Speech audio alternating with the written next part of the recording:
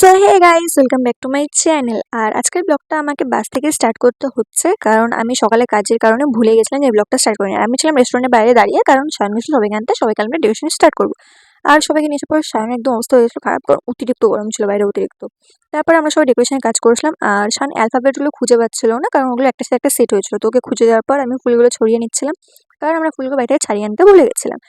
আর হ্যাঁ, আমি জানি আমি ব্লগটা অনেক পরে পোস্ট করছি, অ্যাজ ইউজুয়াল আমি পোস্ট করতে ভুলে গেছিলাম, যেটা আমার সাথে হয়। যাই হোক, তো এখানে আমরা সব ডেকোরেট করে অভিকে দিয়েছিলাম হাইপার টোটালে সেট করার জন্য, কারণ ও কোনো কাজ করছিল না। আর বেলুনগুলো বলা হয়েছিল ডেকোরেট করার জন্য, নিচে ফেলে রেখে দিয়েছে। আর বেচারা অভি সেলোটেপ কাটতে গিয়ে নিজে হাত কেটে বসলো, আর কেটেছে ওইটুকু, আর এমন করছে যে হ্যাঁ ওর কত কেটে গেছে, মানে আলাদাই উঠছিল।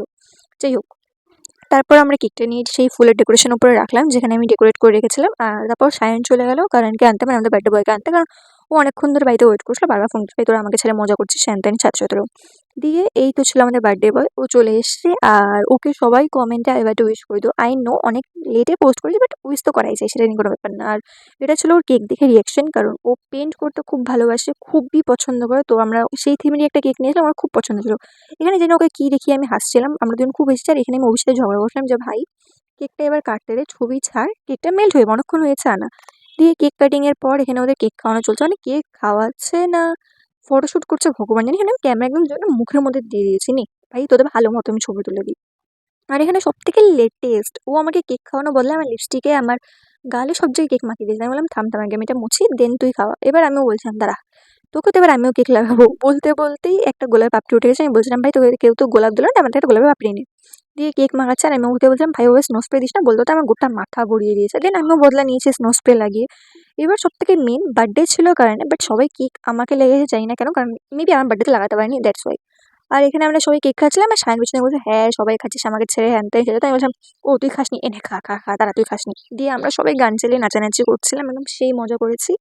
আর খাওয়ার আসতে দেরি ছিল, সেজন্য বসে বসেও আমরা এরকম পাগলামো করে যাচ্ছিলাম। আর আমি আর সায়ন মিলে শিনচান শিনচান পেয়ারা পেয়ারা, শিনচান শিনচান পেয়ারা পেয়ারা করে যাচ্ছিলাম। যাই হোক, তো বেচারাগুলো খাওয়া ওয়েট করছিল। আর ফাইনালি খাবার চলে এসেছিলো। দিয়ে অভি তো ভাই আরেকবার রিটেক নিয়ে, এবারে হয়নি, রিটেক নিয়ে রিটেক নিয়ে। দিয়ে কারেন্টকে বলছিলাম ভালোভাবে খা, তো ওর পোজ দিচ্ছে। দিয়ে সায়ন ঠিক ছিল, ওকে একবার বলাতে বেচারা চুপচাপ মুখ দিয়ে দিয়েছে। আর আমার একটা বাজে অভ্যাস হয়ে গেছে যে এরকম খাওয়ার পর থামস আপ করা বা কোনো কথা বলার পর থামস আপ করা যায় না কেন। দিয়ে সবার খাওয়া দাওয়ার পর, আর খাওয়ার একটু টাইম লাগে, হ্যাঁ ভাই আমার খেতে একটু টাইম লাগে, তো সবাই বারবার এসে জিজ্ঞেস করছিল। আমি এখানে বলছিলাম যে হ্যাঁ আমার এখনো খাওয়া হয়নি, সবার খাওয়া হয়ে গেছে, কীরকম রাক্ষসের মতো খাস তোরা ভাই। দিশান আবার ৫ মিনিট পর, লিটারালি ৫ মিনিট পর এসে ভাই এখনো হয়নি, কত দেরি হবে হ্যান ত্যান। আমি বললাম, ভাই আমার খেতে টাইম লাগে, আমাকে শান্তি মতো খেতে দে। দিয়ে সবাই যখন খাওয়ার টাইমে ঢং করছিল, আমিও ঢং করছিলাম। যাই হোক, তারপর চলে গেছিলাম ওখান থেকে একটু শপিং করতে ভাইয়ের সাথে। আর আমি এখানে এটাই বলছিলাম যে এই কারণে personal Rapido driver, personal Rapido driver. যে ব্লগটা ভালো লাগলে like comment subscribe and share করবে। বাই।